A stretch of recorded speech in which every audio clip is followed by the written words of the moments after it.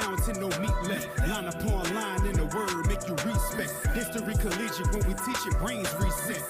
You listening to precept on precept. Captain Shem break it down to no meat left. Line upon line, the word make you respect. History collegiate, when we teach it, brains reset. Putting in the work for the most high. Valley of the bones coming back and we gon' ride. Showing you our past didn't start with that boat ride. We a nation made of kings, yeah, we chose right. Bringing our identity back. We the praise of the Lord, they pretend to be that. Judah is something special, they can never be that. We raise Inventors with the knowledge so our enemies crack. In fact, listen to the class and the topic. Bomb subject matter, breakdowns atomic. Gathering the people, the whole duty of prophets. Precepts start flowing. Hey, shalom, shalom, shalom, Israel. Hey, Most High in Christ, bless to everybody in the house. Welcome to Precept upon Precept. I am your host, Captain Shem, and to my left, the lone brother for now. Hey, shalom, Israel, Officer Mikha'el. We are Precept upon Precept. Officer Matt is in the building here to tend to some technical difficulties, which he will be right back. Shout out to Russia. Why? Because the Most High is stirring up the battle. How do we know that? Pull up a video of RT. Just pull up anyone. Officer Iran was in the spirit earlier. By the way, he's also related to a brother named Soldier Asa. That brother is overweight, and he claims to be on a juice cleanse, and he never sticks. He's full of crap. The cameraman right behind the camera. I will get a shot of him later on. But anyways, we're going to pull up. There it goes right there. Iran, there you go. Pull up a couple of these videos. We're just going to briefly touch the fact that, remember, those of you who are faithful listeners to Precept upon, we had 3 shows. First, we started with Kazakhstan. And then we showed you the build-up geographically between Kazakhstan and the Ukraine. Sure enough, NATO and the UK, and the, not UK, NATO and the United Nations, or NATO rather, they started internal turmoil inside the Ukraine, and guess what? Russia is not having that because they're on the Ukraine, the eastern border of the Ukraine is not far at all from the capital of Russia, which is Moscow. So if you're a president of the largest country on earth with the most military nuclear weapons, and there is infiltration close to your eastern border, which is close to your capital city, what the hell are you supposed to do? Okay, look, Russia is the damn devil. The United States is, they're all a bunch of Edomite damn devils, and the Lord's behind it all. But let's play that video. 1 second. Matter of fact, real quick, let's get Matthew 24. We're going to read Matthew 24 right quick. And there should be wars and rumors of wars, because now the rumors of war came. Now there is a war. There is a war. Now, who started it? We know the United States and the alphabet boys and their European counterparts who are behind the great Satan. They're starting all that crap. Matthew 24.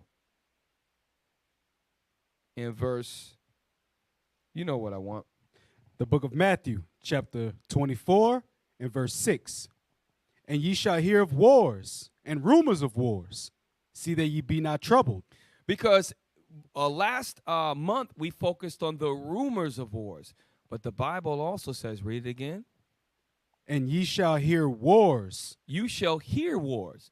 You know what's so profound about that? You know how we're hearing the war right now? Through social media.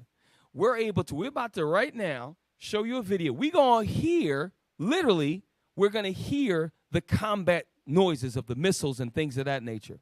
Read on.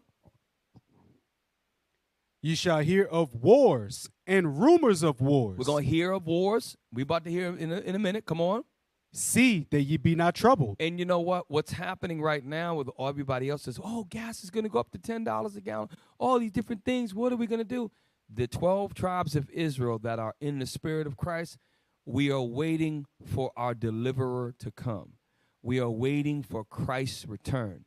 And during this time, you so-called blacks and Hispanics who are the 12 tribes, and you awakened Israelites, now more than ever, you should be pushing these flyer missions. You should be teaching hard at camp. You should be doing everything you can to wake up the 12 tribes. Biblical smoke is taking off.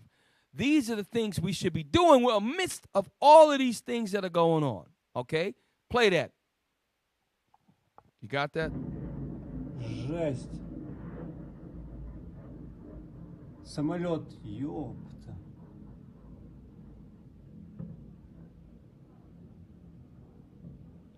Now, pause real quick. So, this is an RT News clip. And what you're going to find is if you subscribe to this, all day yesterday or half the day and today, there's been nothing but video after video after video. Because unlike the last Iraq war, right, social media, in particular, the modern smartphone has become so much more advanced. Can you imagine if they had iPhone 12s and 11s and 13s back in the second Gulf War, or the first one for that matter? Now they have all that. They're just taking out their iPhone 13 and crystal clear video. So they can't hide it now. You're going to see all these things. It's taking place in major cities in the Ukraine. Can we play on?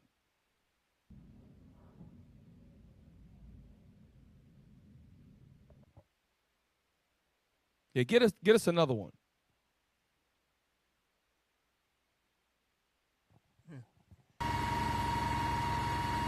Damn.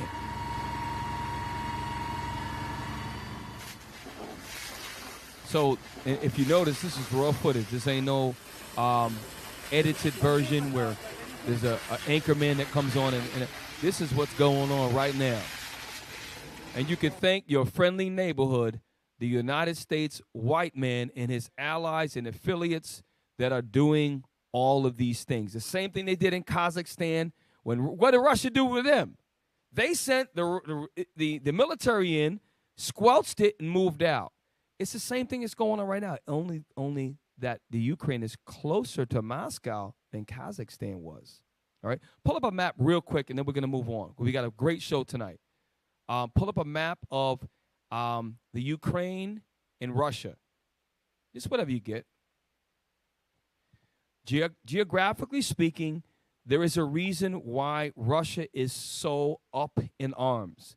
Their borders are being encroached, and NATO, of course, led by the United States, of course they have nuclear capabilities.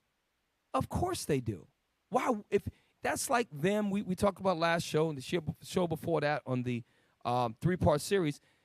Can you imagine somebody going to Montreal, Canada, with a force that was opposed to the United States, or going to Guadalajara, Mexico, or Mexico City, or relatively close city, Cuba, for that matter, and you're not going to launch preventative measures? You're not going to do anything? You're crazy. Show that map. Okay, that's a good map right there. So when we look at the center, and officers, please, at any time, I'm just setting the stage. Russia is in orange. Look at the size of Russia. It's the biggest country in the entire planet Earth. Look at the Ukraine. Ukraine's in pink. Look at the capital of Ukraine, which is Kyiv. Look at how close it is, almost straight up 3 o'clock. Look at the clock, directly east. Oh, there's Moscow, the capital of the one of the most powerful countries. They're in the eastern part, the more southeastern part that encroaches into Russia. And Russia's not supposed to be worried? Are you crazy? So the war is right now going on, and they should secure their border. So that was, and you brothers, you got something real quick, please, before we move on. Russia has ships in the Black Sea. All right, Russia got ships in the Black Sea. Go back to that map. Russia has ships in the Black Sea, right there, right beneath Ukraine.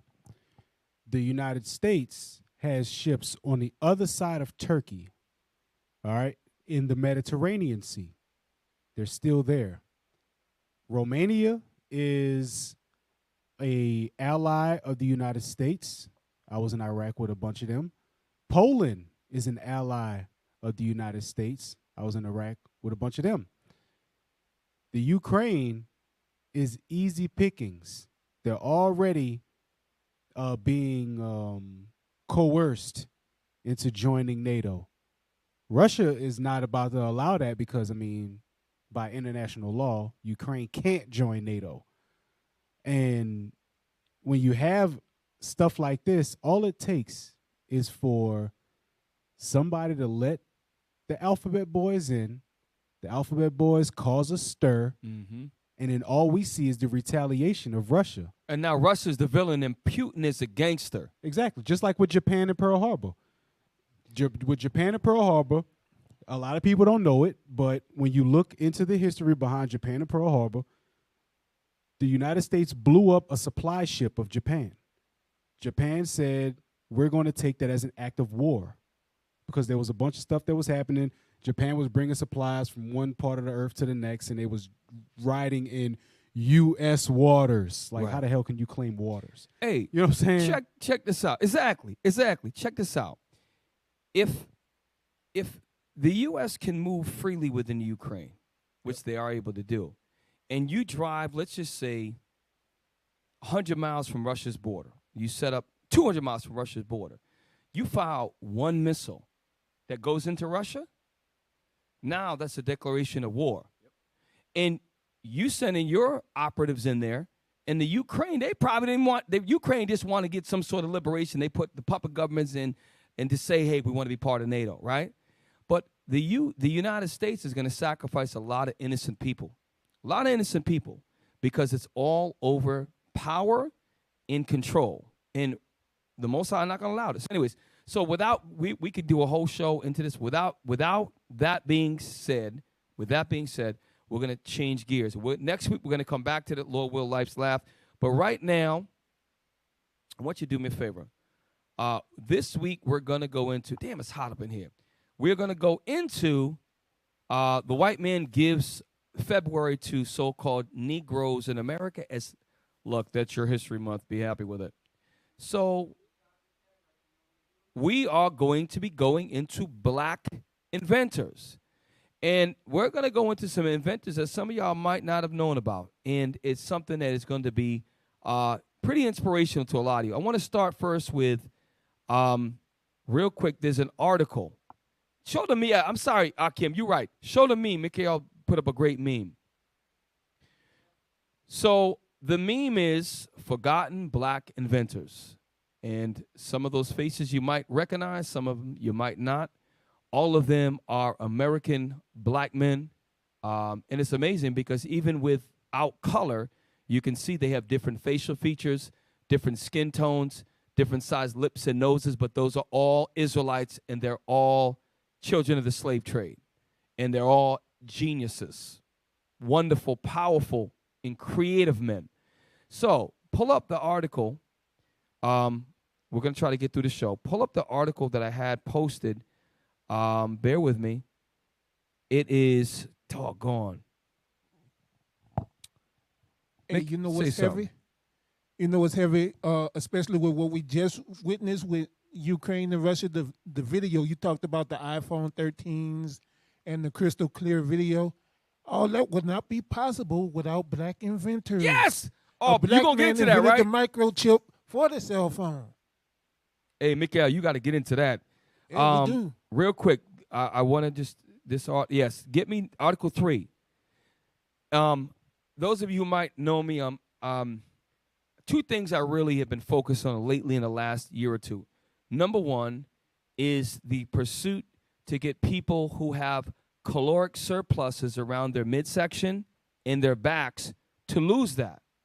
The second thing is community gardens. I've been really trying to push both of them on Israel. I'm a lot more rude with the brothers because they don't need to be the size of small Japanese imports. Terrible joke, brothers. Go ahead and shit that up there. All right, so we're going to read through this. This is a phenomenal article. Let's start off. Black inventors who reshaped American gardening and farming. So oftentimes you hear about, George Washington Carver with the peanut, and you'll hear about the traffic light. And you also hear about the first other common ones that you know about from general history. We're going to go into some agricultural inventions that a lot of us might not have known that black people created. And one of the ones I'm most proud of is permaculture. I learned this for the first time. Let's just go read through this. Come on. The achievements of George Washington Carver, the 19th century scientist credited with hundreds of inventions, including 300 uses for peanuts, have landed him in American history textbooks. Pretty much everybody's heard about George Washington Carver and the peanuts, but he actually has a lot more that he was responsible for. But for now, we're going to read on. But many other agricultural practices, innovations, and foods that traveled with enslaved people from West Africa or were developed by their descendants remain unsung despite having revolutionized the way we eat, farm, and garden. So that's the point. The revolutionary way that slaves were able to change the way that we eat, farm, and garden. This is some heavy information. Let's read on. Among the medical and food staples introduced by the African diaspora were sorghum, millet, African rice, yams, black-eyed peas. Stop real quick. So many of the American staple foods were not native to this country. And later on they'll say it was either the slave masters that decided to purchase it. A lot of our forefathers used to carry seeds on them. And some of them, when they got trapped and caught, they carried the seeds with them over on the slave ships, and then were able to grab them. And they'll just try to say the slave masters, the slave masters stopped. How do you know what grows there? They live there. Okay, read on. Sorghum, millet, African rice, yams, black-eyed peas, watermelon, eggplant, okra, sesame, and cola nut, whose extract was a main ingredient in the original Coca-Cola recipe. Read on. Whether captives smuggled seeds and plants from aboard slave ships or captains purchased them in Africa for planting in America. See, that's the BS. They don't want to credit. I believe that a lot of our forefathers had the hindsight and the understanding that they heard, well, these brothers and sisters got captured. Be careful when you're going out. Maybe they were told to carry seeds with them just in case something happened to them.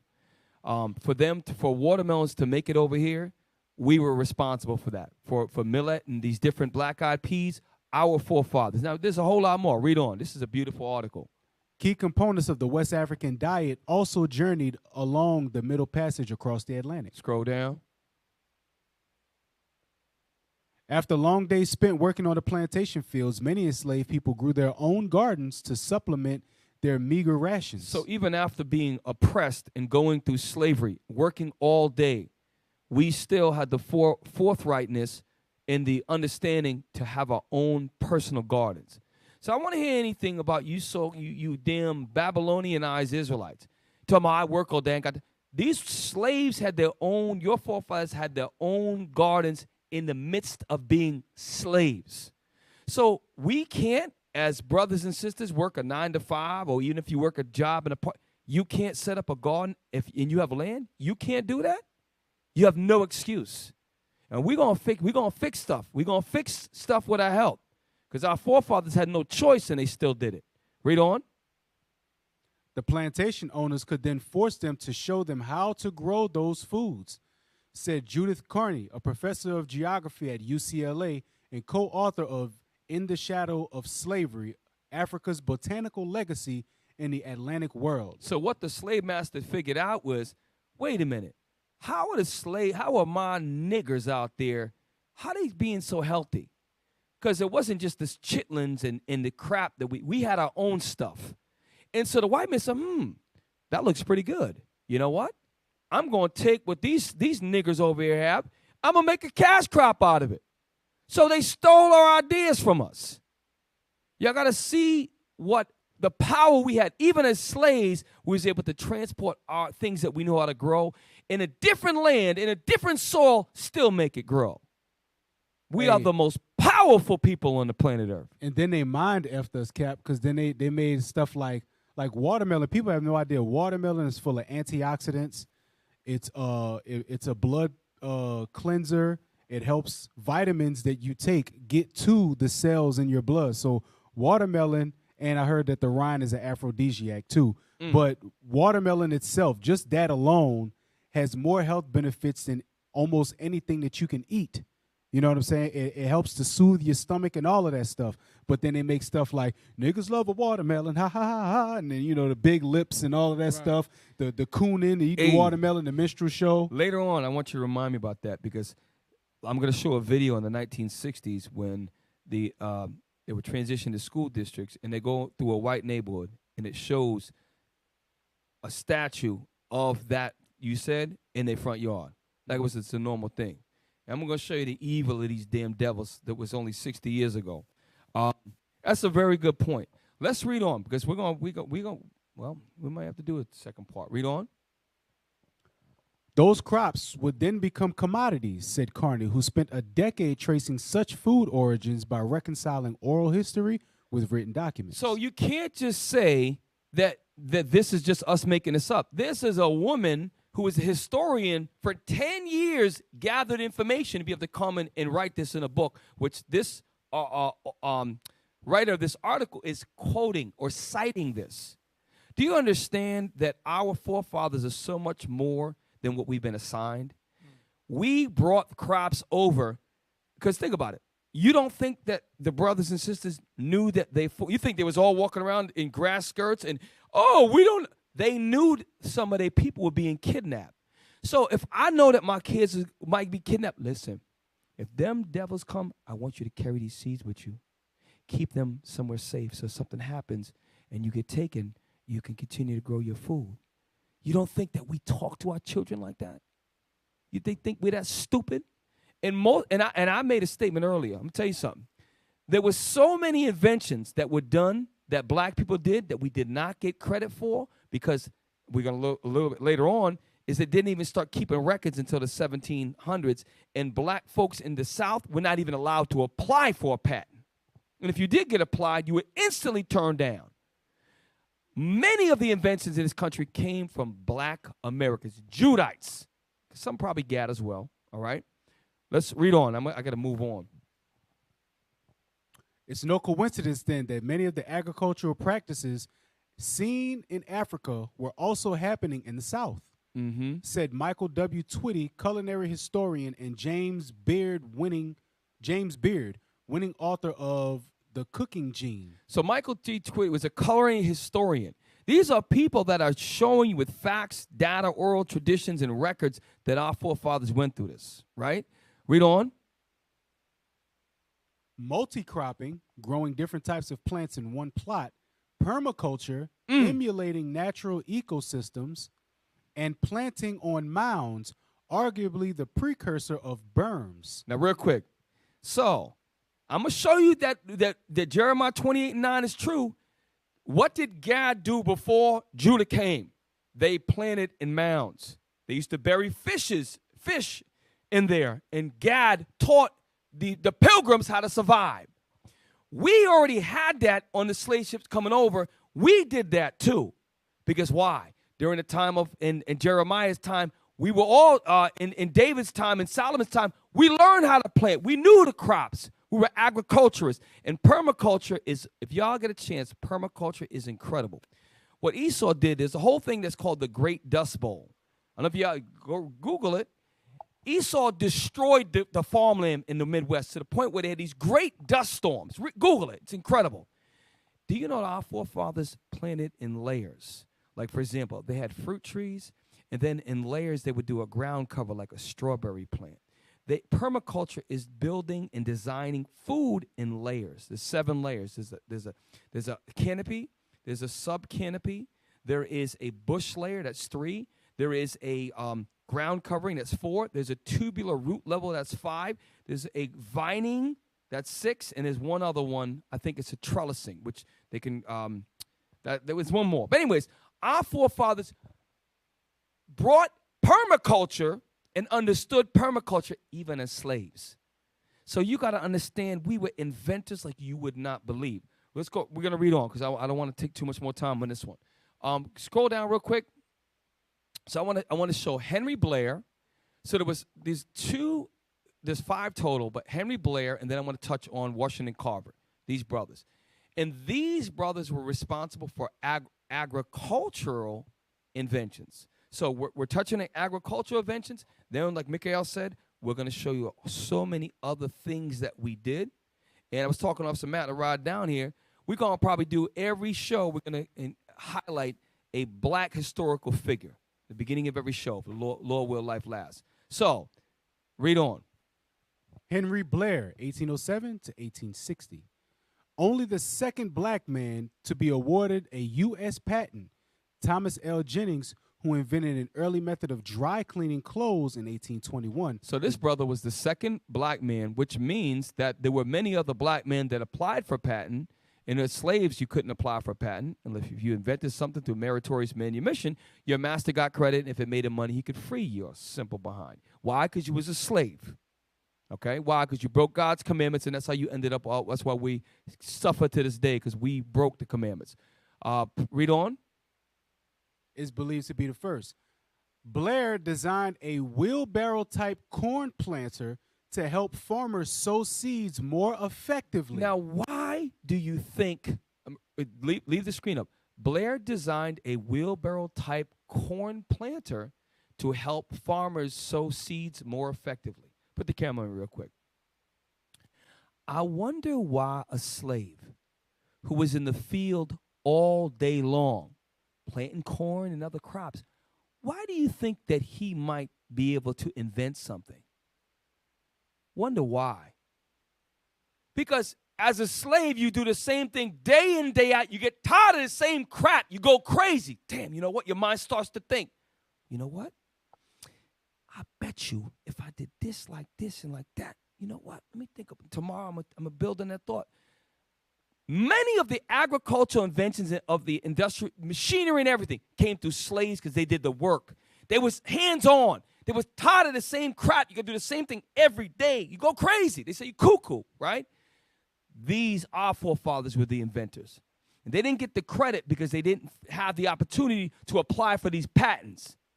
So this brother was the second brother that applied. And this was during the time of slavery, but I believe he was a freedman at the time.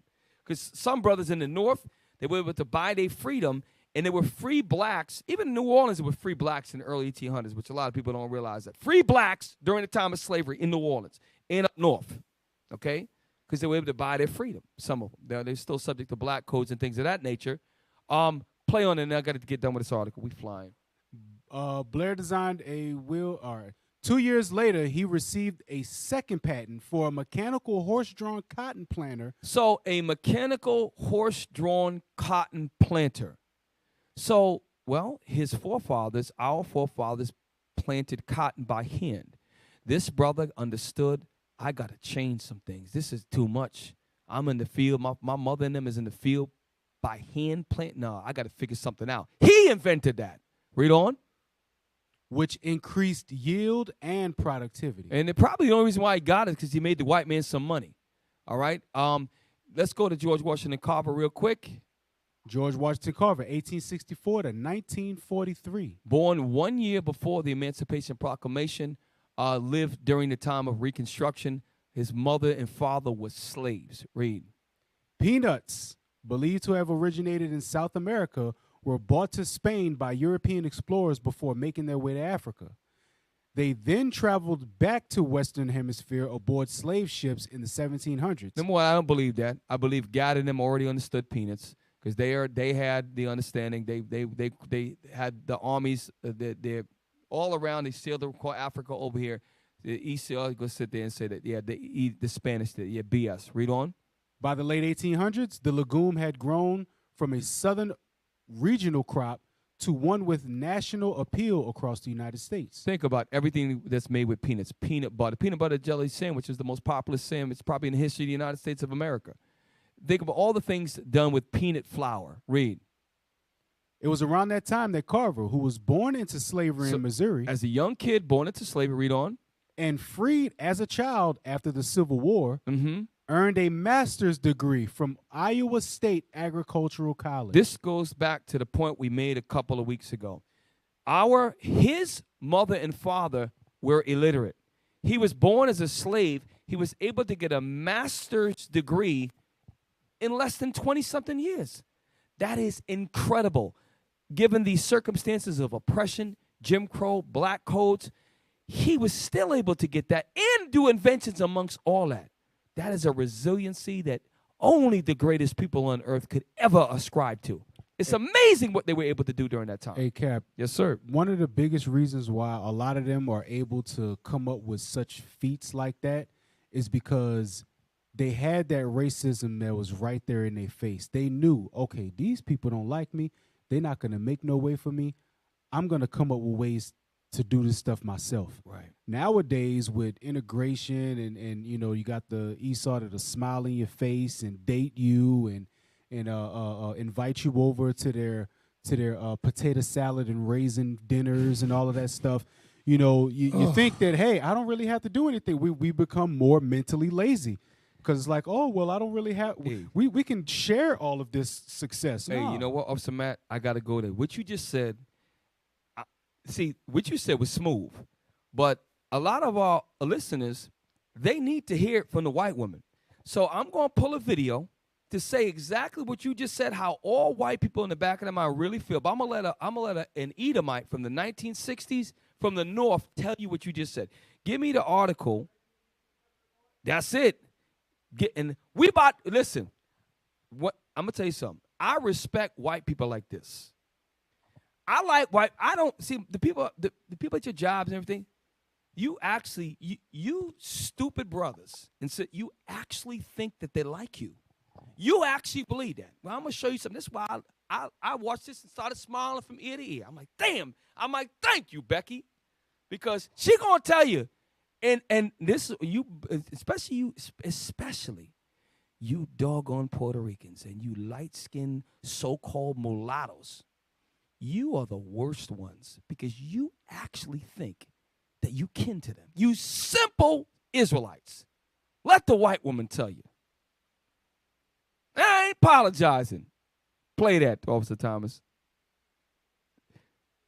Yes, sir.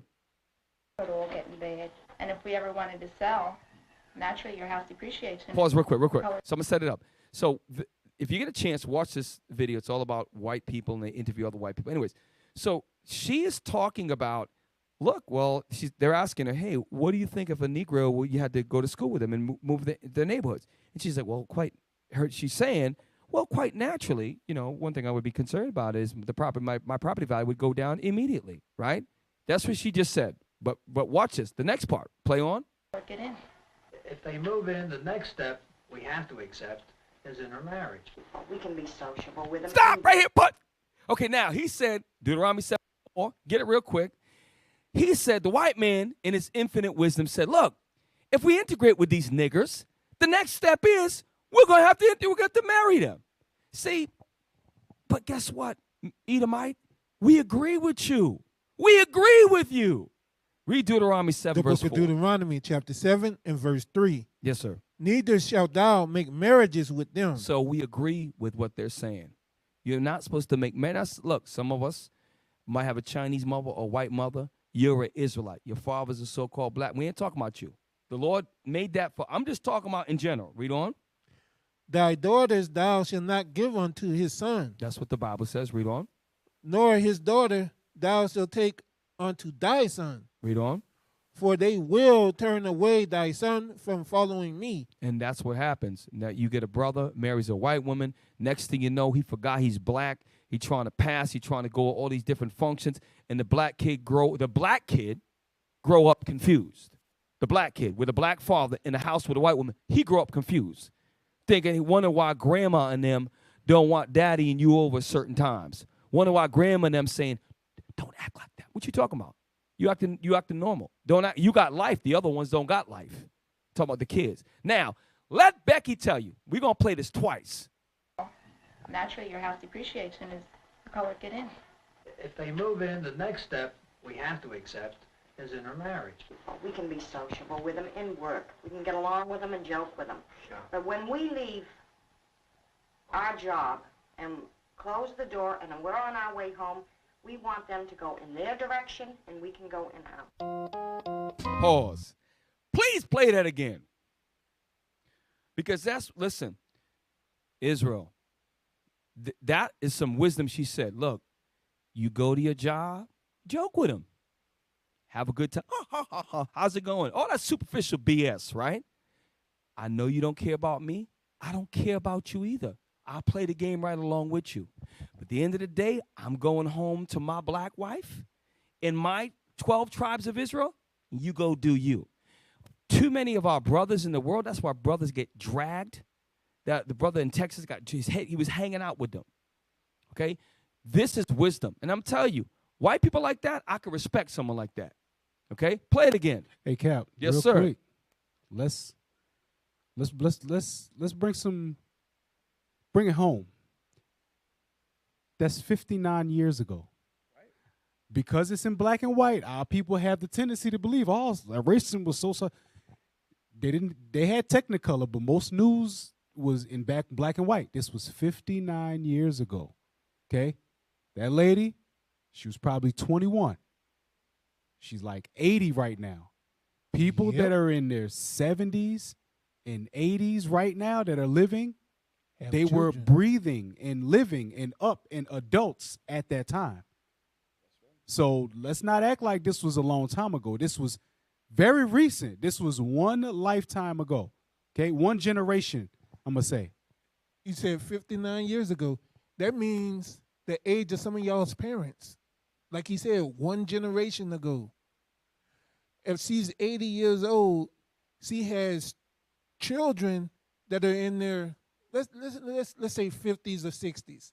That means those are your teachers, your lawyers, your doctors, your police officers today. Hey, not Donald Trump, but yeah, him too. Donald Trump. But Joe Biden was in high school at that time. Yes. What you think his parents taught him? It wasn't him 300 Ways of the Peanut. Joe Biden wrote the 3 Strikes and You're Outlaw that called your sons and daughters super predators. They called you super predators. Hey, man, let's let her tell, because I really, one thing that y'all should do, it will help you watch videos, watch real life of white people being racist. It'll help you, because it helps you to understand how can you change that much in a couple of decades. You've been for hundreds and hundreds of years, and now all of a sudden everything's just good. No, this is how they feel. Even the ones that marry you and have sex with you brothers, you sisters, you're all the way off. You brothers, man, that don't understand that, we feel sorry for you. You better repent. You better repent. Let's play on. Play it again with the woman. It'll all get in bed. And if we ever wanted to sell, naturally your house depreciation is the color get in. If they move in, the next step we have to accept is intermarriage. We can be sociable with them in work. We can get along with them and joke with them. Sure. But when we leave our job and close the door and we're on our way home, we want them to go in their direction and we can go in ours. Now, real quick. So I want you to go to 240 to 340. And no, I'm sorry. Yes, 240 to 340. And I'm going to show you something. Y'all need to hear it. Some of y'all have never. I remember the first time that a white boy called me nigger. And if y'all ever, when you hear the ER sound, I don't know if you ever, like, you see a brother, hey, what's up, nigga? What's going on? That's different than when a white person who got power over you, you might be younger and he way older than you, when he call you that you get a chill. And you like, damn, and it's danger. And I'm going to tell you something. A lot of y'all need y'all wake-up call.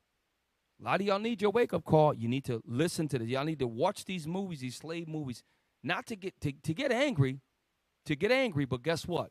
Then take that anger, let that be fuel for your teaching. Let that be fuel for your motivation in the things you do for this truth. Because it makes the Bible real. Play that, Officer Thomas.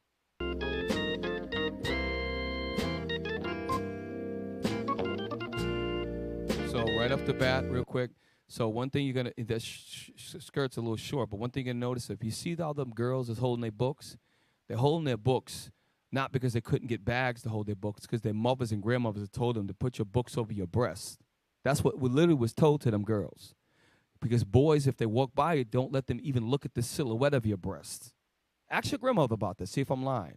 Now, the skirts is on point, but they're a little short. But all of those sisters, every single one of them, wore dresses and skirts in school. And when they got home, they took and had longer dresses, play dresses.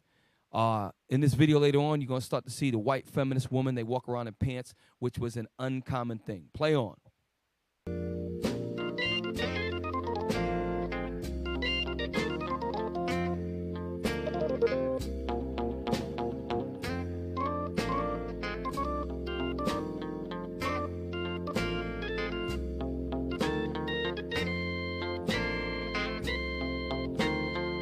So pause right there.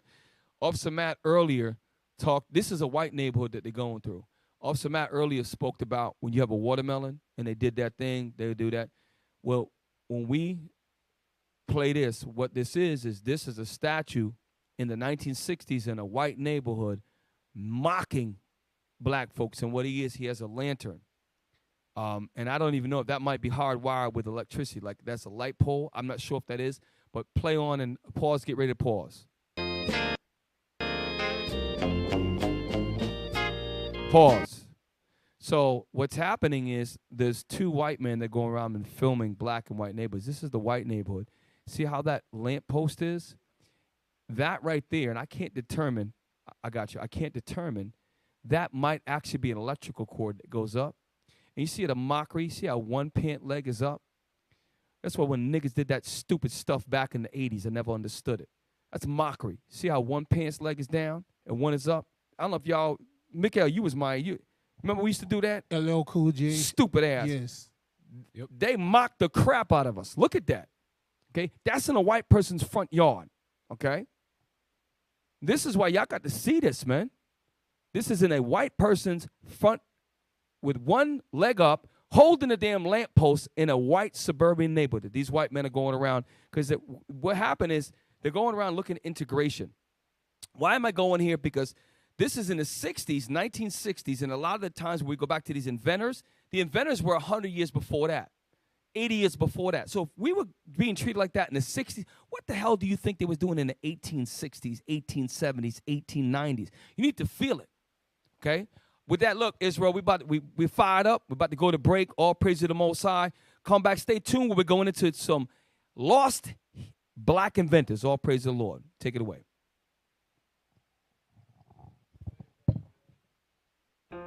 Shalom. This is Bishop Nathaniel of Israel United in Christ. I have an important message about your leaders in the Christian church. Your bishops, pastors, reverends, and ministers are all lying to you and leading you straight to damnation. The truth is, you so-called blacks, Latinos, and Native Americans are the biblical Israelites, according to Deuteronomy chapter 28. Jesus Christ is a black man with white wool hair, according to Revelation chapter 1, verses 14 and 15. We as the Israelites must keep the commandments in the faith of Christ to receive salvation, as it is written in Revelation chapter 14, verse 12. I've challenged and debated Christian authorities all over the world on these issues. Not one of them has been able to negate this truth.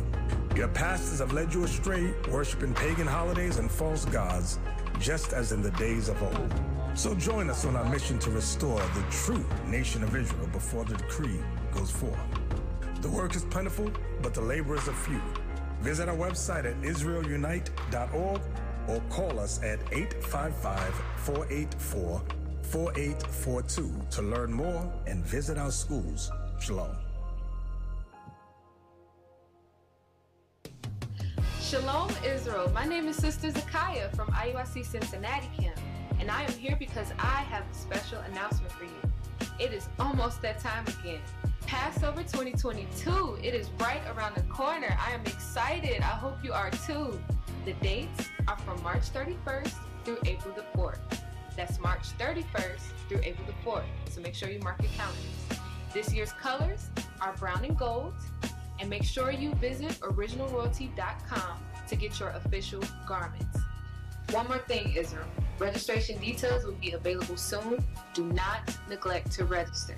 Make haste. And remember, never give up, never give in. Shalom.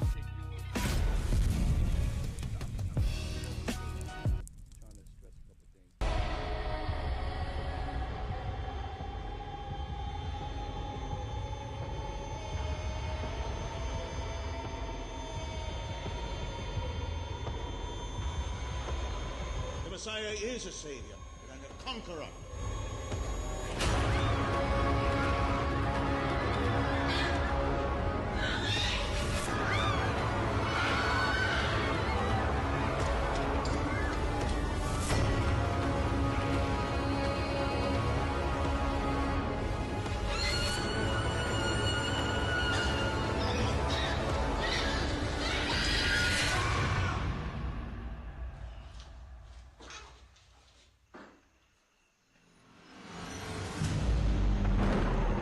Joseph, follow me.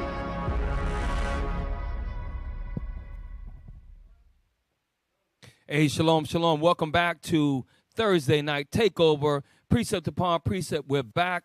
Black Inventors is today's show. Look, go to our website, IUIC New Orleans, subscribe, hit the bell notification. Of course, share our videos. All right, we're trying to get to 15,000, then on the road to 20,000 subscribers. So please help us in our endeavors to grow and push this truth. Go back to that that timestamp with the truth about Edomites in their true form. Let's pick up with 240 to 340, and then we are going to go to the next article after that, which will be, play that real quick. So, hey, you know, Cap, you know what? Like I was saying earlier, they tried to mind F us out of eating watermelon, you know, because black people, we ate a lot of fruit, you know, we ate a lot of vegetables, you know, and they tried to mock us for doing so. But yet we look younger than everybody. We age the best out of everybody. You know what I'm saying? Who would have thought to take a coconut and make a lotion out of it? You know what I'm saying? Who thought, hey, let me take the sap from this plant right here and rub it on my skin? How would anybody else know about that? There's a comedian, Bill Burr. White dude? Yeah. Funny as hell. Funny as hell, right? So he did a comedy special where he was saying he had never heard of lotion before. Like, he had never worn lotion. And he was always wondering, like, why black people put on so much lotion. He's like, black people get ashy. White people, we don't get ashy. So he said this black girl that he was dealing with at one time, she was sitting there putting on lotion. He's like, man, I thought she had a rash or something like that. So he's like, no, I'd get ashy. She said, you get ashy too, you just don't see it. I don't get ashy. So she said, come here, give me your arm. And she rubbed her fingers across his arm. He said dust flew everywhere. And it was all flaky and, you know, blinding and stuff like that. So it's like, wow, now I understand. You know what I'm saying? Like, why do black people have such good skin? Oh, it's because of the stuff that they eat. If you eat good, your skin looks better. If you eat bad, your skin looks worse. So you people that's eating 40 pounds of meat a week, you wonder why you got to shave off your eyebrows and draw on new ones. You wonder why you got to put on 11 pounds of mascara and all of that stuff, because you ain't take care of your skin. You take care of your insides, it's going to show through your outside. You know what I'm saying? Wow. I ain't got nothing to say. Hey, let's go back to show Esau, because we got to understand that I'm showing the racism of, and the reason why I could say racism, because they have the power over these jobs. They have the power over the school system, the power over the political system. They have the power, so they can be racist. So we're showing you their true nature, because they are the conquerors. We're going to show you. Play.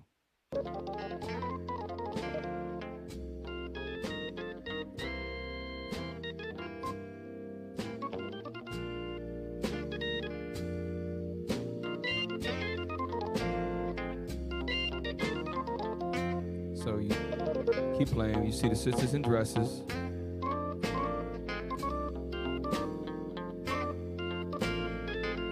There's the two guys documenting. There's the mockery in a white neighborhood.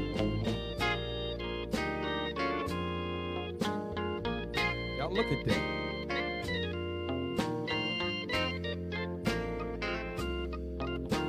It's coming up soon.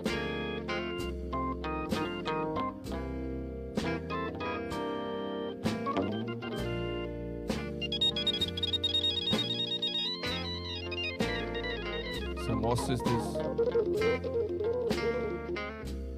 Dresses. Dignified. Let's keep going, keep going. See, that's when the feminism came in. The white women walking down the street with pants on. All right, it's coming up. Pause. Why do you think all those good white Christians are gathered together around? You know what's going on? It's called integration, and a couple of black girls was trying to go into a school. Let's watch what they're gathered together for. In their Christian righteousness. Play on.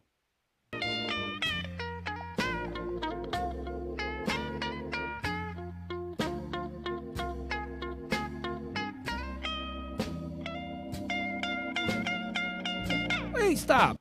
Why would you have all those good Caucasian Christians standing around with all those are state police officers, by the way they're dressed. Why are they there? I wonder why they're there. Law's good. Maybe the president's coming through to protect the president, right? Play on. Oh, wait a minute, stop. I see a Negro get out the car. Maybe he's a royal figure. Well, he is a royal figure, but let's play on. There is a properly dressed black woman. Now, where are they going?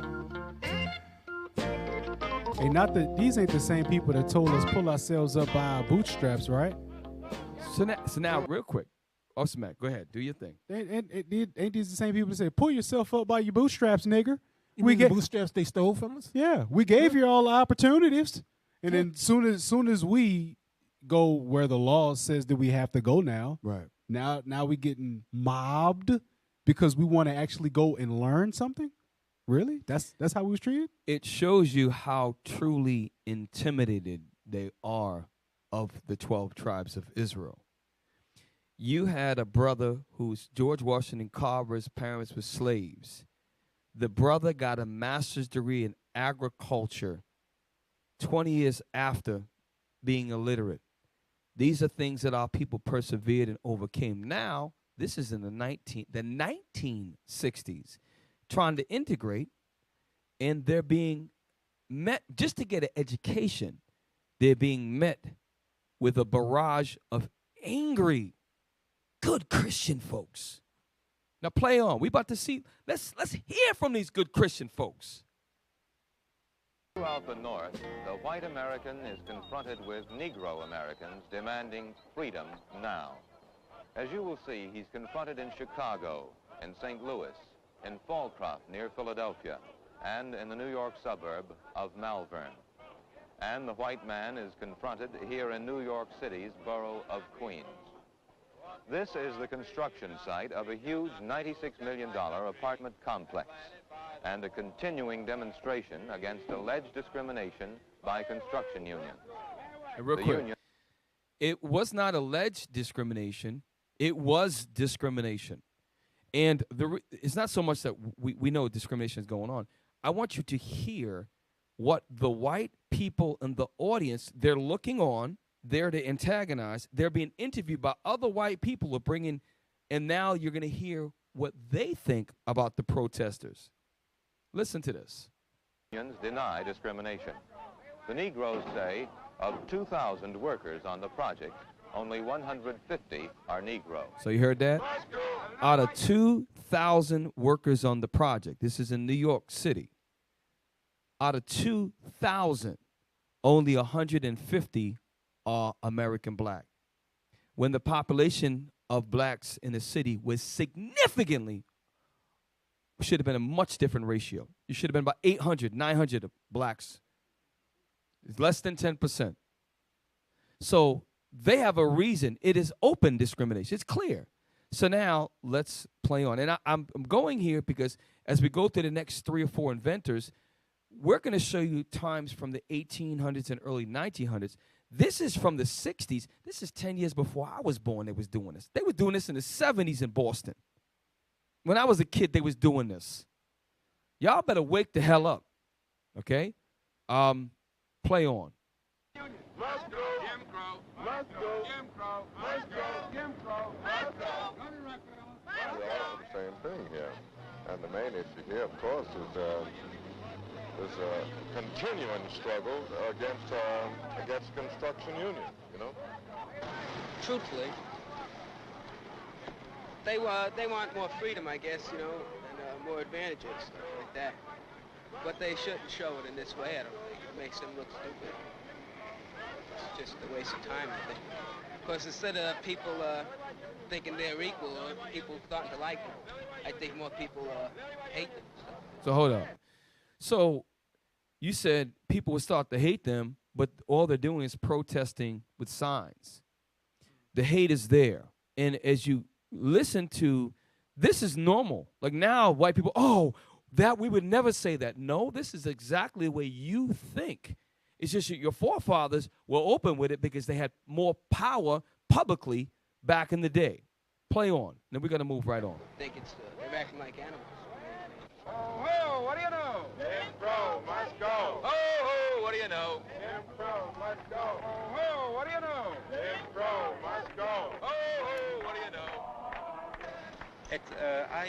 I'm just wondering. Hey, real quick, it irked my nerves just a little bit that even in their racist chants that they have no rhythm, no soul in that. Oh, the Negro must go. Right. So what they did, what is going on? I understand what you're saying. What they're doing is they got the white cops standing over them. So they got to really even the way that they protest. They're being monitored. So they can't even really put what they want to say into it. But yeah, that's them saying that Jim Crow got to go. Saying that look, this white practice is, but yeah, don't sound like us, Mikha'el. Don't sound like us because we're being pressured. We're being pressured. We're having the cops was there to help them, and the cops put pressure on them. But play on. I want to hear a couple more stories. What the white man says about brothers who are peacefully protesting open discrimination. 150 jobs were of so-called blacks, and the other 1,850 jobs, which is supposed to be for public jobs, for a project of a $96 million project. So there's a budget for them. It's clearly 95%, literally quite over 90% are Caucasians. All right, so go ahead and play on. It's a case of wearing out your welcome. You heard that? Let's think about what the white man just said. The white man just said, it's a case of wearing out your welcome. Well, your demonic colonial terrorist ass, you stole us, you damn bastard. You don't have a father. You stole us, so we was never welcome here. We're fighting for crumbs. Now, yeah, the Christian way of doing it, all of that, I get it. I understand all that. But you have the audacity to say you're wearing out your welcome? This is the point is you got to see this is the way they talk when they're not in front of you. This is how they really talk in 2022 about you. You think they don't talk, they still talk like this. Even the ones that have black so-called boyfriends, you stupid Israelites. I'm telling you. Hey, Kev. I done heard this in my lifetime. I heard it over and over again. When you're the only black or Hispanic and you in a position with 4 or 5 of them and they got power, they supervisors, and they know they got witnesses that will talk like this in front of you. Now, if there's 2 or 3 of you got numbers, now it's their word again. It's a little bit more strong. I'm telling y'all got to see this for what it is. The same people that say we wore out our welcome, right, is the same people that will stop us from leaving this country. Right. If we all banded together and say, you know what, we're not welcome here, To your tents, O Israel. Right. See to thine own house, Esau. They would kill us at the border. You niggers ain't going nowhere. Exactly. I mean, we tried. They tried to stop us from leaving Marcus to go to Garvey. Mexico. They Yep. tried to stop us Yep. from leaving to go to Canada. Yep. You're They right. tried to stop us from leaving to go back to Africa. They made all kind of laws. Then they went over to Africa and said, no. Before they come over here, they need dual citizenship, and we're going to make it incredibly hard for them to get dual citizenship. So you can't even revoke your citizenship of America here without some form of serious consequence. But yet, we're wearing out our welcome. We're the ones that's we're pushing ourselves on them. So in the spirit of Black History Month, and to your point just now, I'm going to bring up Marcus Garvey and the Black Star Line. That he tried to go back to Africa with the Black Star Line, but they said he was illegally getting funds, and they locked him up and banned him, and you can't even really talk about the man anymore. And he was trying to leave. Trying to leave and bring his people, so-called home. That's a very good point. Let's play. I want to hear a couple more, because you would think maybe it's just him. He's the guy, and all the other ones are good, right? All of them. And if they don't say it, they think it. Go ahead. The snowfall. We're going to stay here until something gives. Something has to give somewhere. I only got a few more years to live, and I want everybody else to live. What's Up this? in the mountains and hibernate. Would you mind one way or the other? Not a way. Neither way. Neither way. Okay, what? What do you think about the demonstration then? I think they're nuts. I'll gladly pay you Tuesday for a hamburger today looking. Bruh, you look at these dudes and they act like we're the ones that's encroaching on them. No. We built the same ground that you walking on right there. It was probably a black man that made that hat. If you don't take your Chief Gillespie looking behind. Hey, real quick, what I want all of you to do when you get a chance, I like to watch stuff like this. I like to see white folks being in their true form, because it reminds me that the curses are real. So I wanted to preface that. Now we're going to hit a couple of vendors. We got a little bit more. I want to go to go to, let me get my words together. Go to the video. It's article number 6, YouTube. And timestamp is at 125. There was a brother named Henry E. Baker, and he went and did research about all of the many black inventors that were never being talked about, and he did it legally. This is some real power. So this is one of my favorite actors. I forget this brother's name. He's in a lot of movies. Great commentator. Y'all see him. When y'all see him, y'all know who he is. Yeah, y'all. Yes, sir. Kind of creative contribution African Americans have made. Y'all know this brother. That's the art. Yeah, that's JD. JD's Revenge. This brother is Mayor Clarence Royce. This brother ain't no joke right here. So check this out from 125. He goes into about Henry E. Baker. Y'all need Henry E. Baker should be household name like Harriet Tubman. Watch what this brother does. Play. Information on early black inventors was Henry E. Baker, an assistant U.S. patent officer and graduate of Harvard Law School.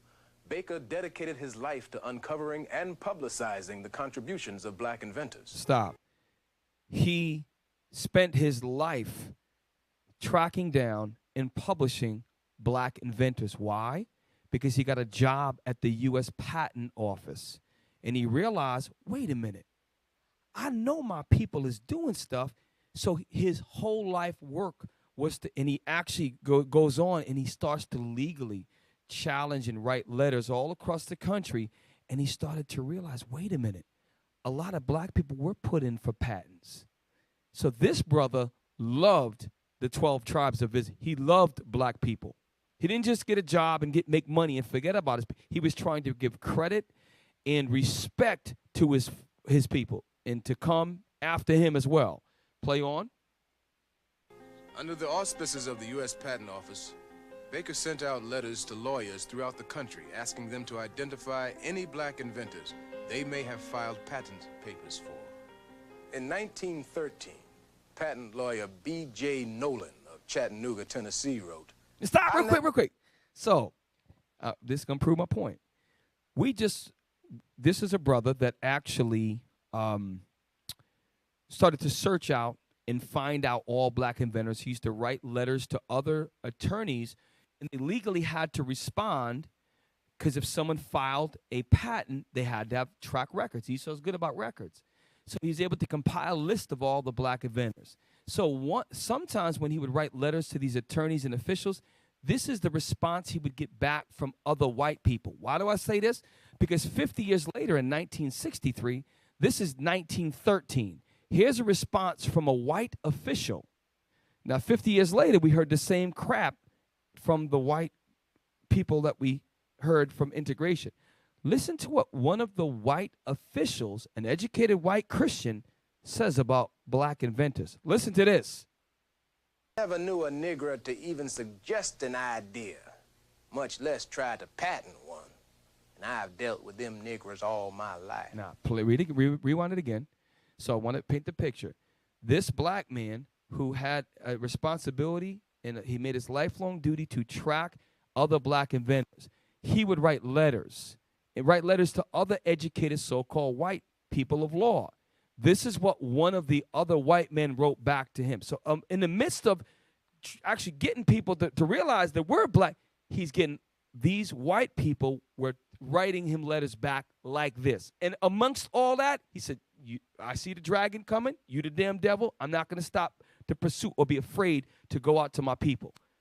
Play that again, please. I never knew a Negro to even suggest an idea, much less try to patent one. And I've dealt with them Negroes all my life. Baker didn't let letters like that discourage him. Pause. So, this is why when you hear the old generation say, y'all ain't seen nothing. This brother, his forefathers were slaves one generation back. So he's like, I already know they the damn devil. So I'm going to tell all my people to get patents and publish something to help recognize this. And when he got letters back like that, he just walked off the dust. No problem. You the damn devil. I know who you are. And that's one thing that black people had back then. We knew who the enemy was. Now, today, you forgot who the enemy is. You forgot. You forgot. Play on.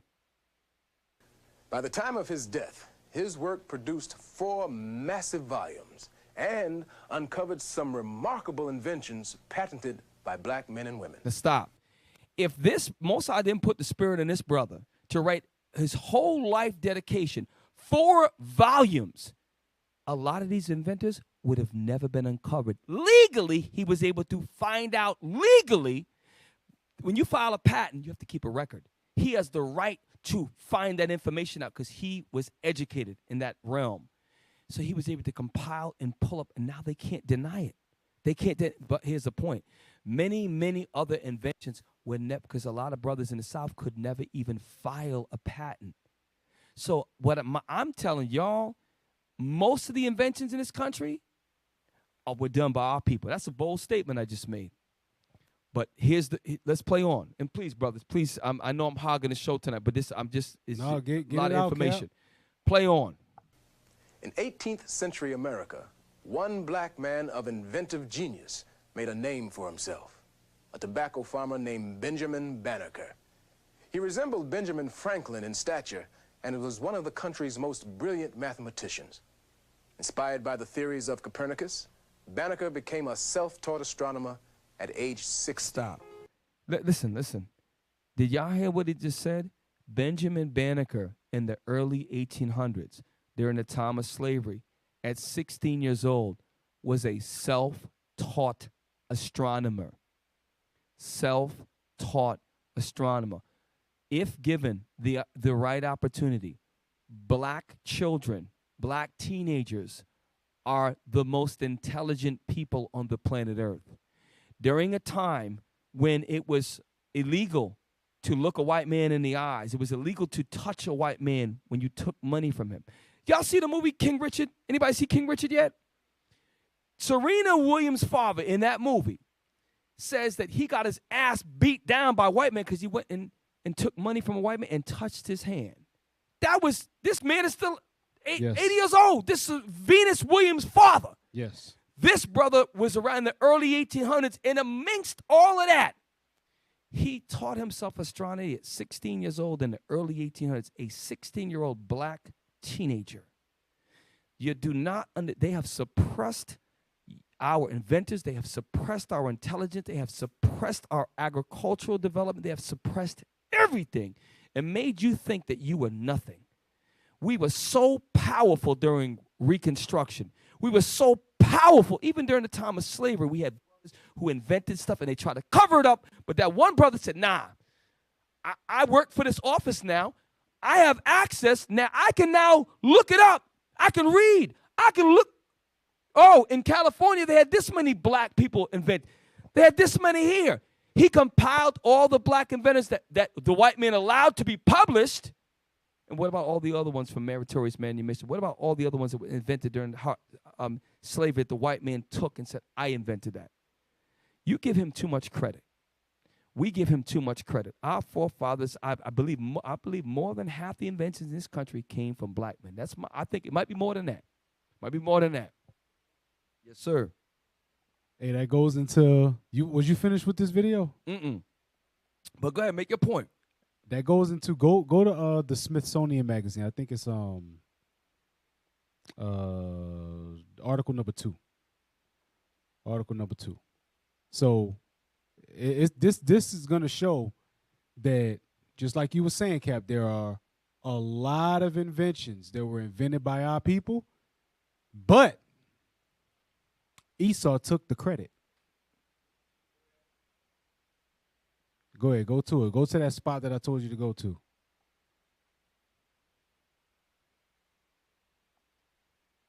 So this is Smithsonian Magazine. All right. This is a very credible source. Go to it. Slaves' inventions exploited by owners. Damn. Meaning slave owners. During the 17th and 18th centuries, America was experiencing rapid economic growth. Black inventors were major contributors during this era, even though most did not obtain any of the benefits associated with their inventions, since they could not receive patent protection. Goes into exactly what you was talking about earlier, Cap. Hey, real quick, I make us hold that point. When it says the 17th and 18th centuries, that's talking literally about the 1600s and the 1700s. The 19th century began in 1801 and ended in 1899. The 20th century started in 1900 and ended in 1999. The 21st century started in the year 2000. So that proves that we were inventing things in the 16 and 1700s, and all of that was undocumented, where that brother was only able to get what the white man allowed, showing you that this is a beautiful article. Carry on. Mikha'el, are you about to jump in there?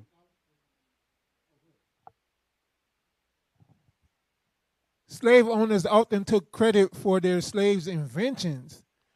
In one well-known documented case, a black inventor named Ned invented an effective, innovative cotton scraper. So the cotton scraper was one of those machines that instead of pricking your fingers with cotton all day, picking it, it actually just took the whole bud.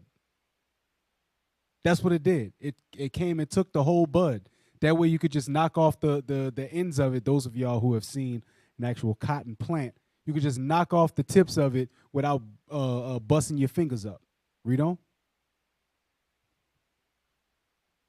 His slave master, Oscar Stewart, attempted to patent the invention because Stewart was not the actual inventor, and because the actual inventor was born into slavery, the application was rejected. So a lot of times the inventions, they went rejected by patents because the people at the patent office would say, okay, did you legally come up with this? Oh no, I took it from a nigger.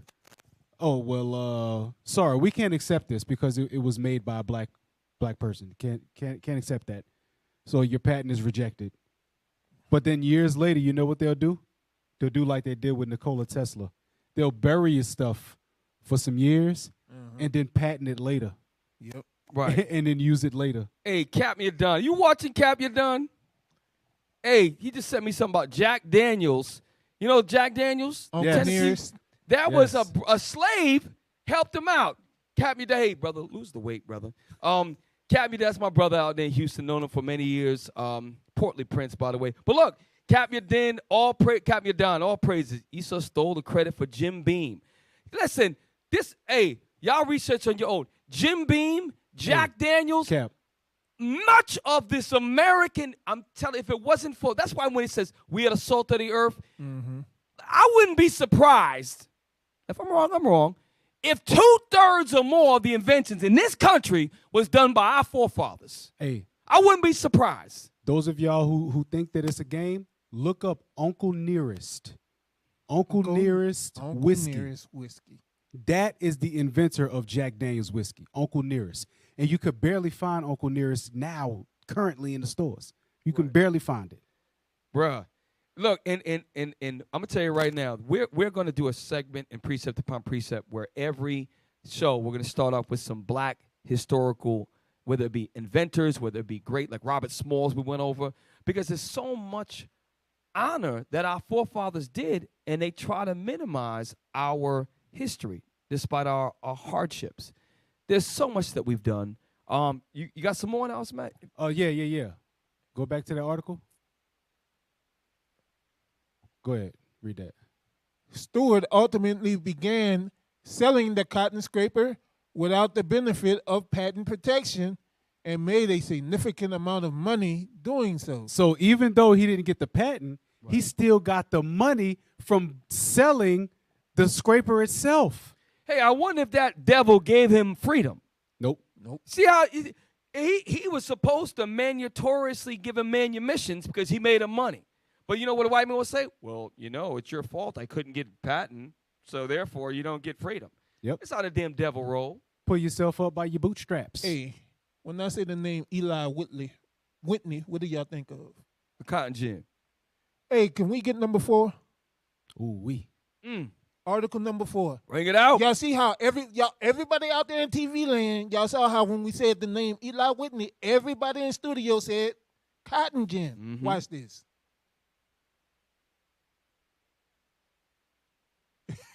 Hey, blow it up as big as you can. Yeah. All right, which one you want? Start at But Technology. But technology intervened. Eli Whitney patented the cotton gin in 1793. Suddenly, we could turn a profit on this terribly labor-intensive crop. How would they know it's terribly labor-intensive? They ain't do it. From then until the Civil War, the slave population increased to the astonishing level of 4 million. So it was 4 million slaves out there picking cotton, and Eli Whitney, so-called, invented the cotton gin. Let's see.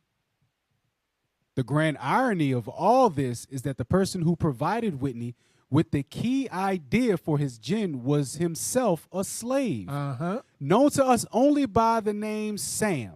Hey, shout out to Sam. Sam invented the cotton gin because Sam was the one that was out there picking the cotton and got tired of busting his hands open.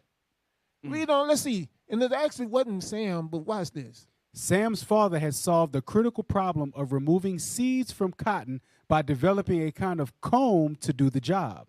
Whitney's cotton gin simply mechanized this comb.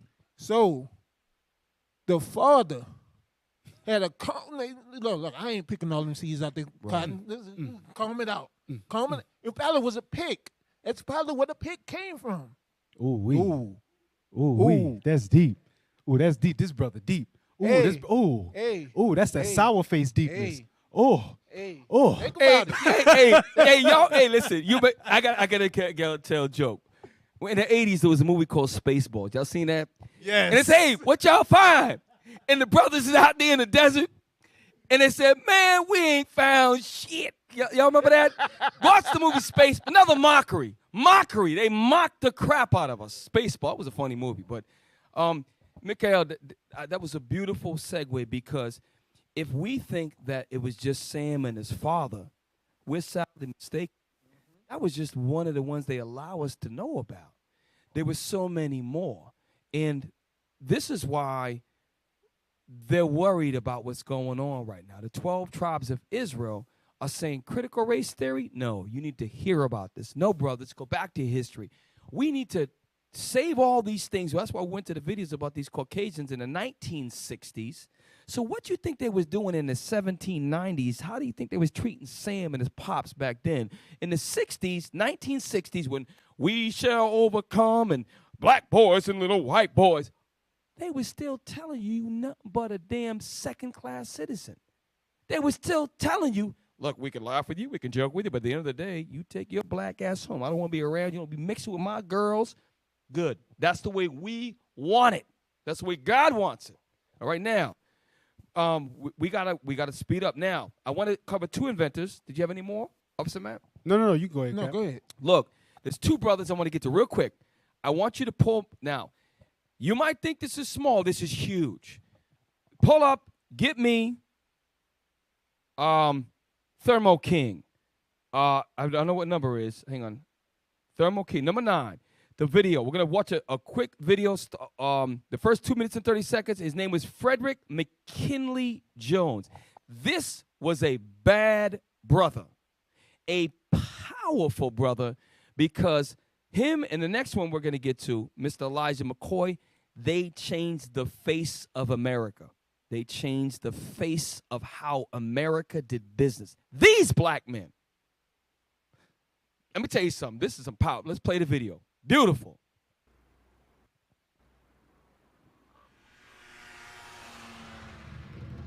In 1921, a speedy contraption skidded across the snow-covered fields of Minnesota's Red River Valley.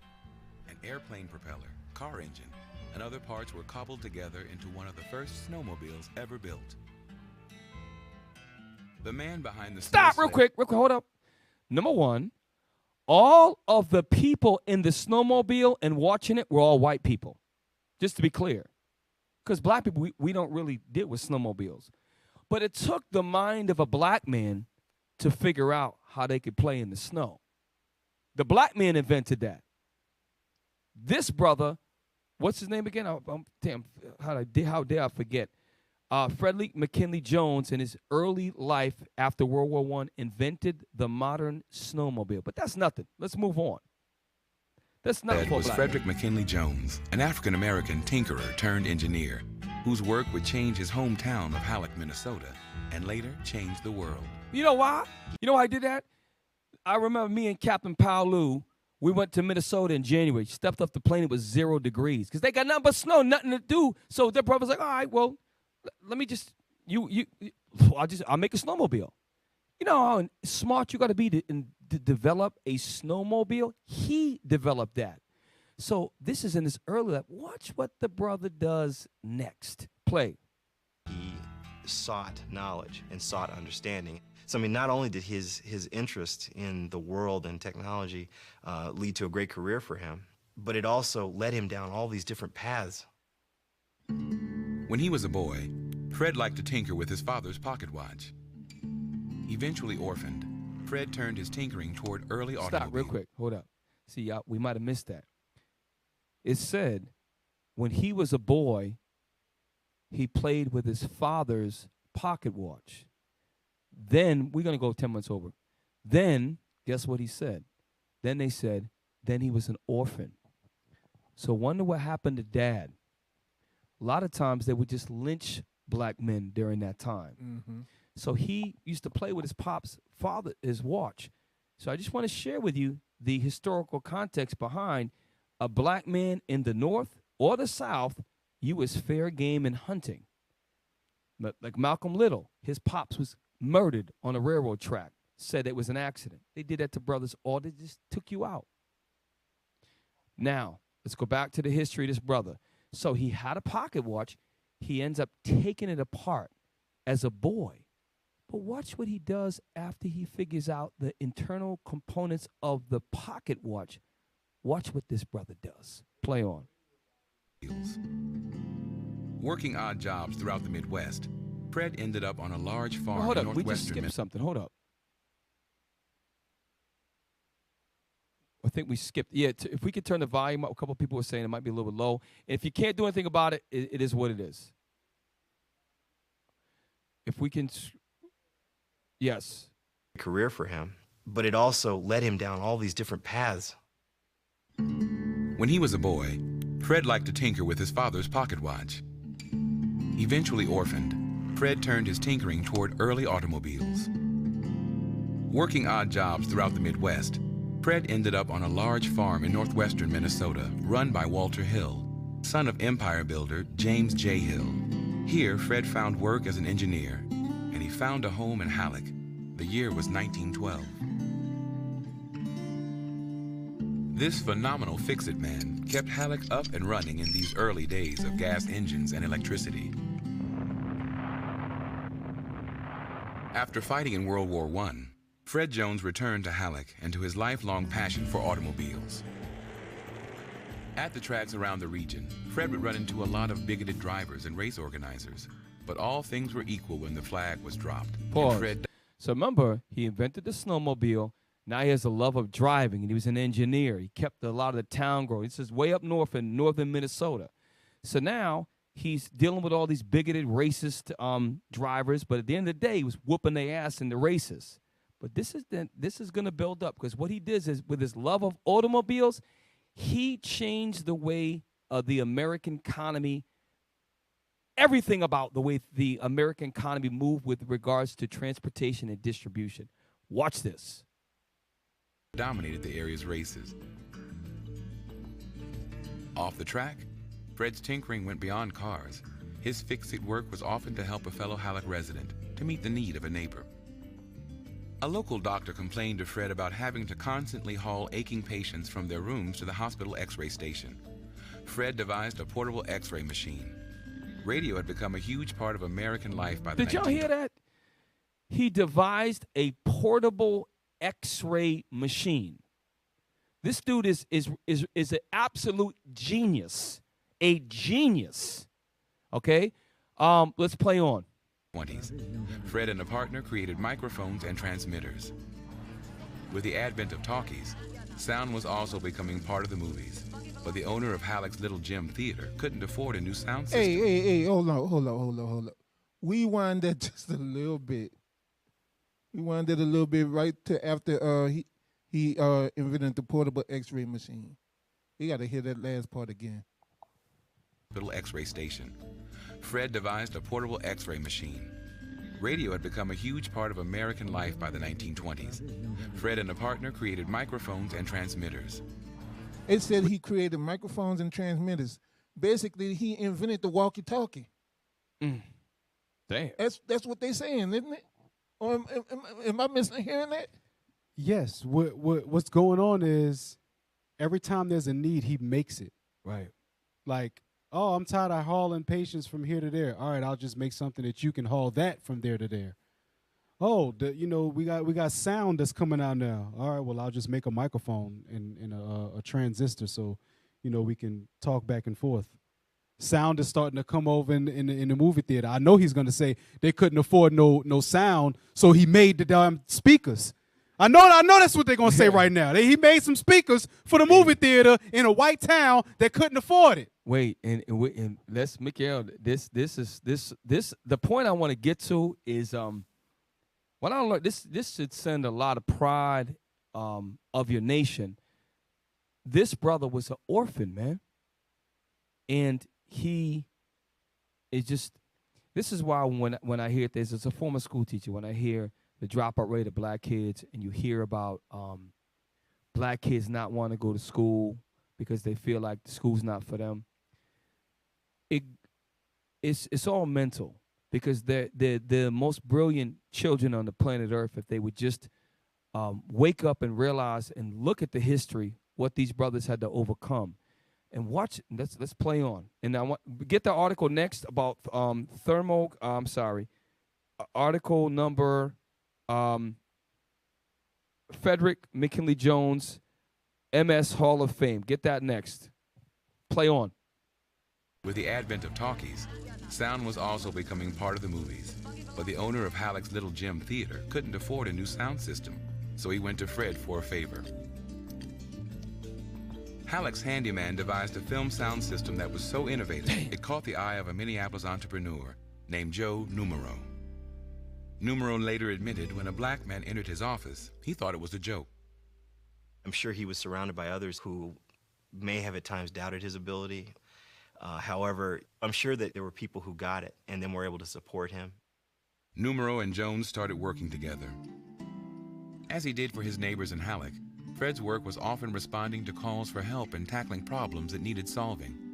In 1938, when his boss asked him to figure out a way to keep food from spoiling during overland transportation, this is it right here. Fred Jones went to work. Remember, he was born, his father passed away, he was an orphan. Now we're to 1938. There's a problem in America. One of the problems in America is we've got this milk, we've got this produce, we got this seafood, we got this. We only can sell it locally. The brother got an idea. Well, what if I create something to solve that problem? And watch what he does. This is beautiful. Play on. Tackling problems that needed solving. In 1938, when his boss asked him to figure out a way to keep food from spoiling during overland transportation, Fred Jones went to work. What he came up with was the world's first system for refrigerated transportation. The technology was applied to trucks and trains. Pause right here. Listen to me. This brother came up with refrigeration for vehicles because his white boss asked him, and he was so brilliant that none of the other white people in the whole world could figure it out at the time. I use my engineering skills, my creativity, and I'll solve a problem. I'll create a way to keep food cold on trains, cars, and also other vehicles.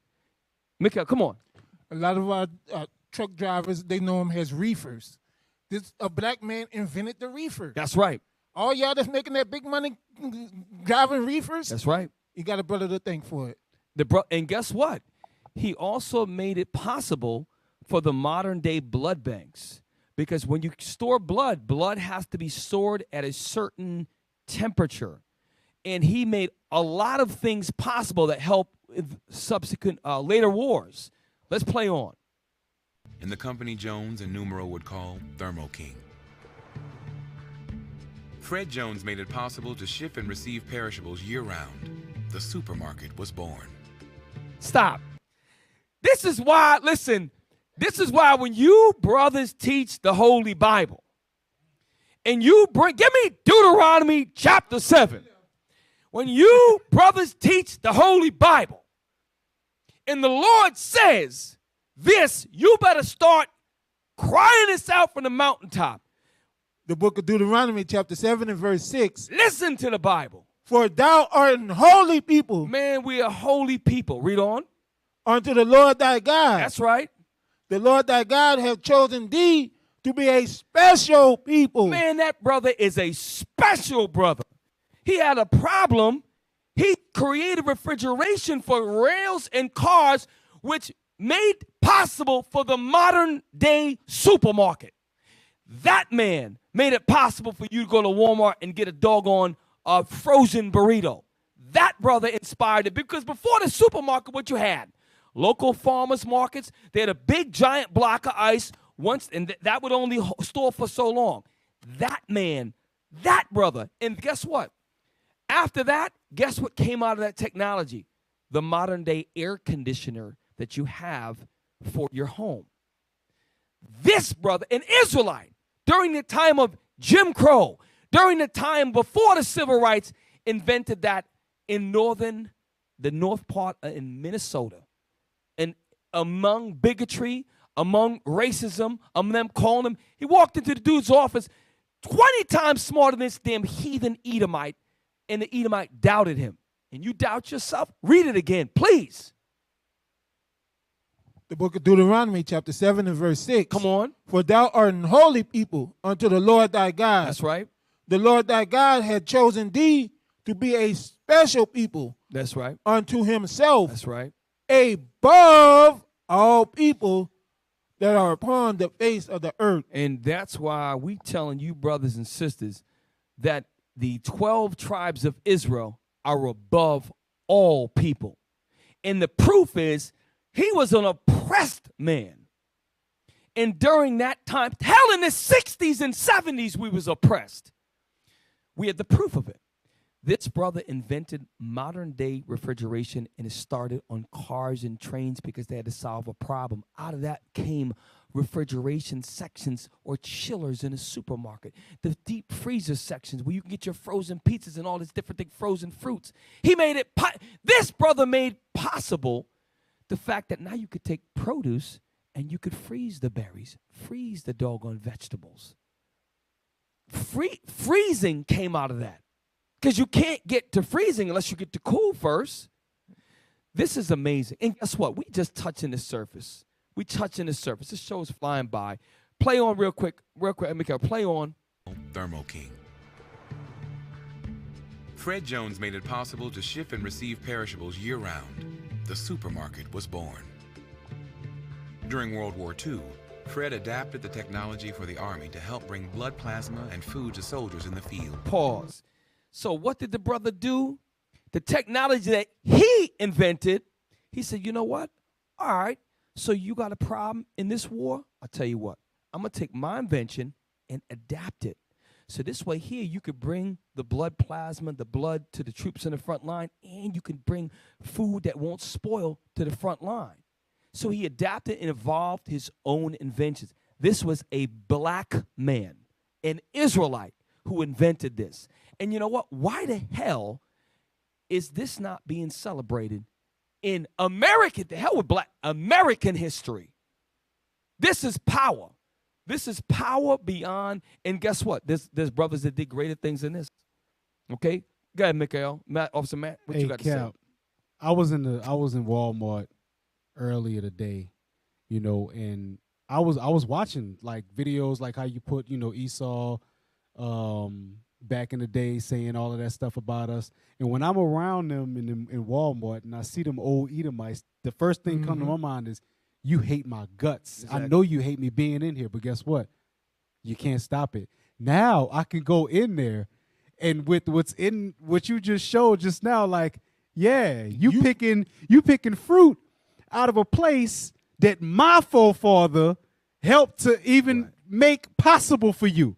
You picking black man cold fruit right there. That's right. Yeah, go ahead, pick that black man cold fruit right there from out that nice cold refrigerated area of the supermarket that you can go to. Yeah, we made that possible. That's right. Yeah, we did that for you. And I'm walking around with my nose up like, you're welcome. You're welcome. Right. Yeah, you're welcome. And hold up. And think about it. The white boys is all sitting around, man, we're not having any fun in the damn snow, man. He's like, all right, man, shut your ass up. All right, man, I'll invent you a snowmobile then. Exactly. This brother is, listen, that takes the special people, right? Now, real quick, let's finish the video because the article is going to say the same thing. Let's play on the rest of the thing because the brother continued to do things throughout his life. Read it, play on. His technology that started off as a simple thing here in Minnesota ended up saving lives. And while there have always been black scientists and black engineers, their stories have not been in the forefront. And so having a Fred Jones, knowing his story, I think that's incredibly inspiring. Since his death in 1961, Frederick Jones. He lived until 1961. This is why we have to bring this out, because this black man changed the face of the United States of America. What is the biggest thing that in the American household that unites all families? And that's a supermarket and the transportation of food, fruits, and vegetables and produce. That is, before all this packaged Twinkies and all that, there was predominantly Whole Foods. And this brother invented that, helped to save lives in war. All these things that a black man did in a time when a black man wasn't even considered a man. He died before Martin Luther, before he got civil rights, he already died. So my point before we end the show is, and next week, Lord, unless we go into Putin and Russia, there's a couple other inventors I want to, real quick, I want to look at one other thing. I want to do one more. I know we're going over. I want you to get the video on my brother, Mikha'el. You had someone that was real dope too. There's an article on a brother named Elijah McCoy. There's an expression you will hear, especially those of us who are 40 and over. There was an old saying, are you the real McCoy? There's a term. That means you the real deal. You the real McCoy? The reason why people say that is because a black man changed the way and revolutionized the way that things moved in this country before the other brother. This was during the time of the 1800s. So can we, you got that article? Yeah, watch it. We're gonna go through this and we're gonna end the show. Next week, Lord's will, we might do part Putin and what's going, and then part black inventors. But check this out. The prolific inventor helped to give us the phrase real McCoy.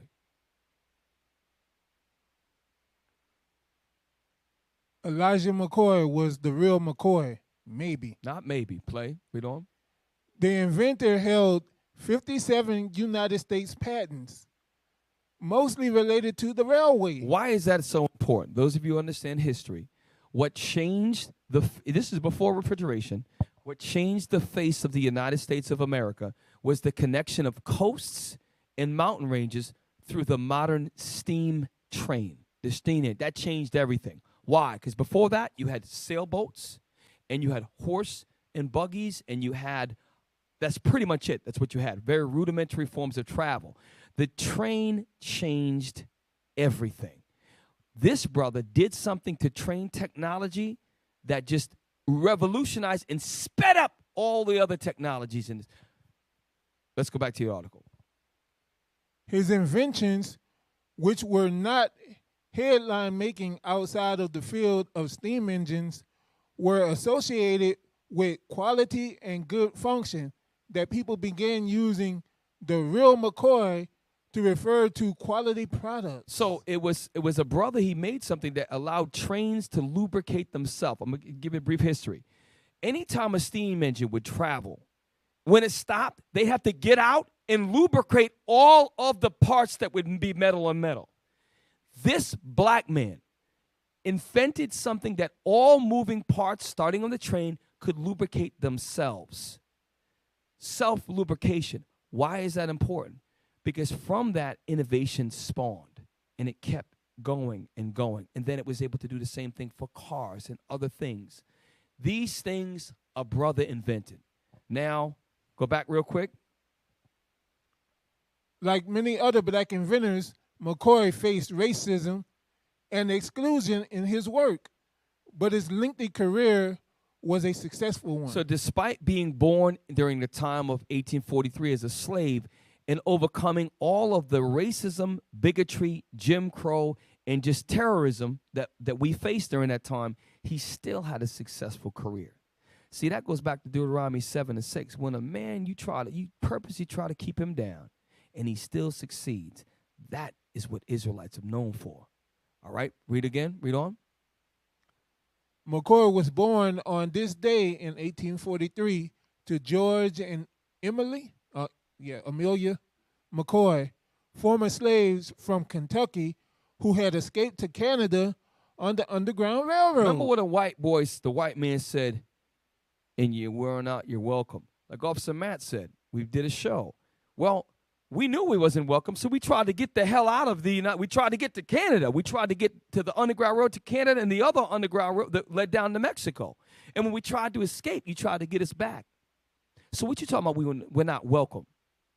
It goes right back to full circle around this Deuteronomy 28, verse 48, and your enemies in all things. You want freedom, you got to go to your enemy. You want an invention, before the patent, you had to get permission to get an invention that you invented. Okay? Go back. We almost done. After living in Ontario for several years, the family moved to Detroit following the Civil War. Elijah was educated in the city and in Edinburgh, Scotland. And a lot of brothers had to go to France and had to go to different countries because the white man, although he's still the devil, in Scotland, in France, they were a little bit less of a devil. You could actually go and be a man. You could get an education. Yeah, they might call you all different names, but they wouldn't stop you. He could go to school out there. And that's why when you read about Josephine Baker, a lot of brothers would go to France because they were treated a little bit better than the American white man. The reason why the white man had to change his policies because other white countries would see video when the television came up, and the other white people started to point fingers and say, look at what you're doing. You making us look bad. It was the international pressure from the television. That's what, not because we was marching, because them other white countries said, look at this. You're supposed to be the home of the free and the brave. You doing that to your own citizens. They brought, the television, the black and white TV brought international attention to that. Don't get it twisted. And so brothers knew that. They went to get an education in Scotland, okay? Read on. He eventually came back to the States and ended up working for the Michigan Central Railroad. Although McCoy was educated as an engineer, writes the Canadian Railway Hall of Fame, the discriminatory management of the railroad thought a black man could not be an engineer, and he was hired to work in the boiler room of trains as a fireman. You know what that meant? His job was to take coal or wood and just put it in the oven. That's what a fireman did. The Negroes, they could serve stuff on a train, and you put the stuff to make the fire go. That's what a fireman was. That's all he got to do. This man was in Scotland who had a degree in engineering. And the bigotry was, black men can't think. Put him in the boiler room. Watch what he did. Watch what he did. Read on. Then in 1872, McCoy invented and patented an automatic oiling device for the moving parts of steam locomotives. What is that? Colloquially known as the oil drip cup. McCoy's patented device was quickly adapted by the railroads, by those who maintained steamship engines, and many others who used large machinery. His patent was so powerful and so intelligent that it did not just work for railroad lubrication, it also worked for steamships, which made steamships be able to run longer. So this brother, who was up against bigotry, who had a degree in engineering, who was told just be the fireman, all that, he still created something that changed the face of America, and he gets no credit. He gets no damn credit from the mainstream.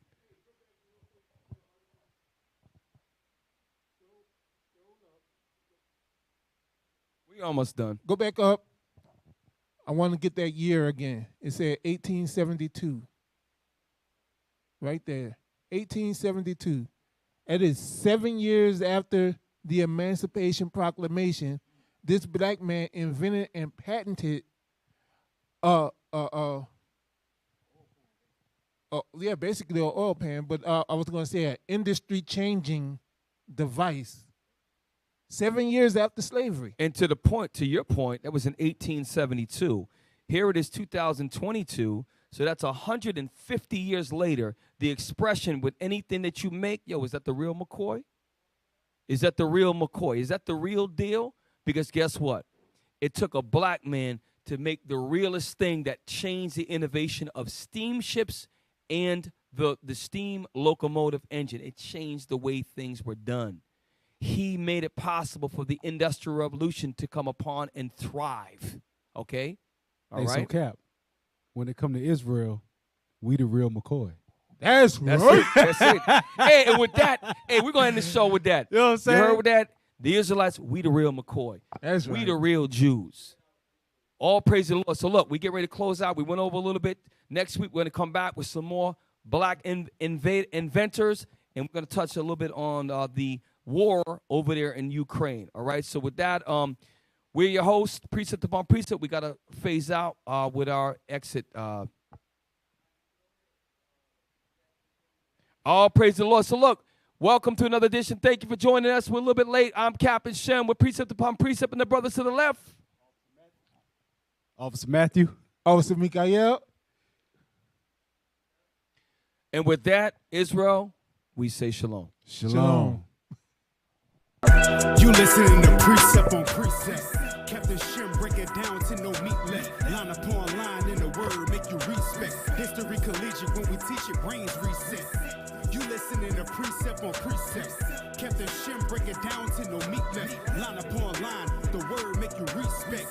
collegiate when we teach it, brains reset. Putting in the work for the most high. Valley of the bones coming back and we gon' rise. Showing you our past didn't start with that boat ride.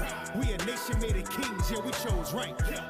Bringing our identity back. We the praise of the Lord, they pretend to be that. Judah is something special, they can never be that. We raise the vengeance with the knowledge so our enemies crack. In fact, listen to the class and the topic. Bomb subject matter, breakdowns and